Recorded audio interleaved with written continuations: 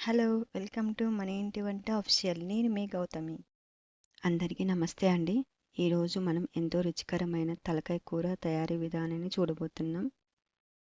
మసాలాల సువాసనతో, అద్భుతమైన రుచితో ఈ కూర అన్నంలోనికి, రోటీలోనికి, చపాతీలోనికి చాలా బాగా సరిపోతుంది. ఈ వీడియోని లాస్ట్ వరకు స్కిప్ చేయకుండా చూడండి. ముందుగా దానికి కావాల్సిన మసాలాలన్నీ రెడీగా ఉంచుకుందాం. ధనియాల పొడి, గరం మసాలా 2 కలిపి తీసుకోండి.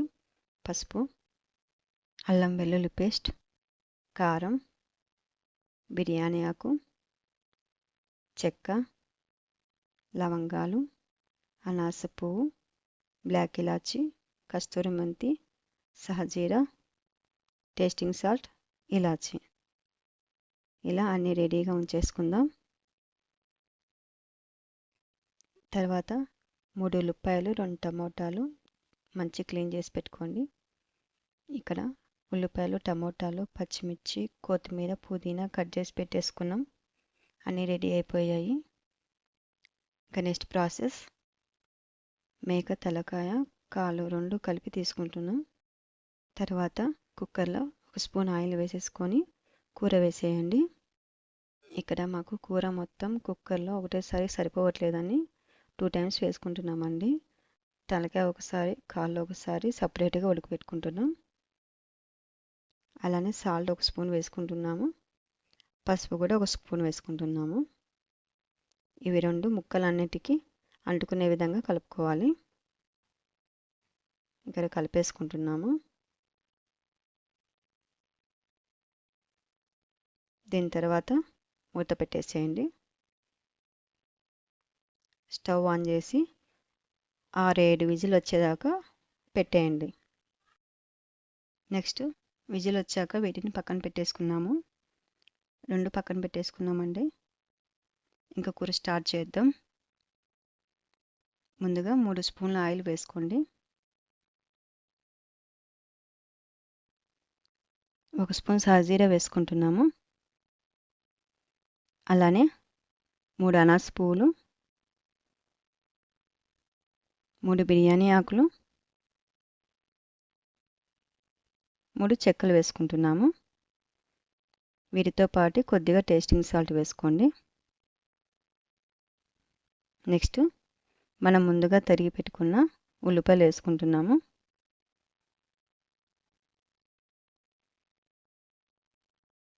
4 పచ్చిమిర్చి కానీ వేసుకోండి. వీటిని ఒకసారి కలుపుకోవాలి.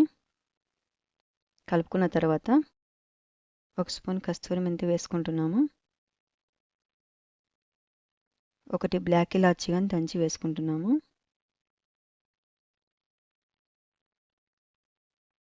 నెక్స్ట్ ఇవి బాగా ఎర్రగా వేగాలి.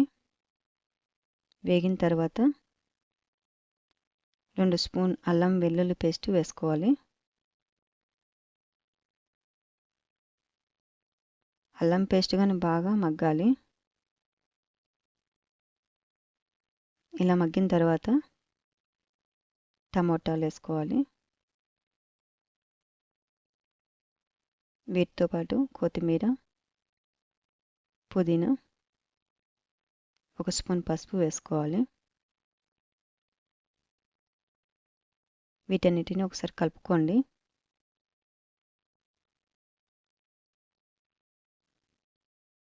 వీటిని ఒక 1 మినిట్ మగ్గిన తర్వాత కారం వేసుకోండి. కారం 2 స్పూన్లు వేస్తున్నాము. ఇక్కడ మేము పెద్ద స్పూన్ తీసుకున్నాము. చూస్తున్నారుగా, ఈ స్పూన్తో 2 స్పూన్లు తీసుకుంటున్నాము. చిన్న స్పూన్ అయితే 4 స్పూన్లు తీసుకోండి. అలానే ధనియాల పొడి, గరం మసాలా 2 కలిపి 4 స్పూన్లు తీసుకుంటున్నాము. ఇక్కడ 4 స్పూన్లు వేసేసుకుంటున్నాం. మసాలా అంతా మాడకుండా మనం ఉడకబెట్టుకున్న కూరలో ఉంచి వాటర్ పోసుకుందాం. ఇలా పోసుకున్నాక మంచిగా కలుపుకోండి.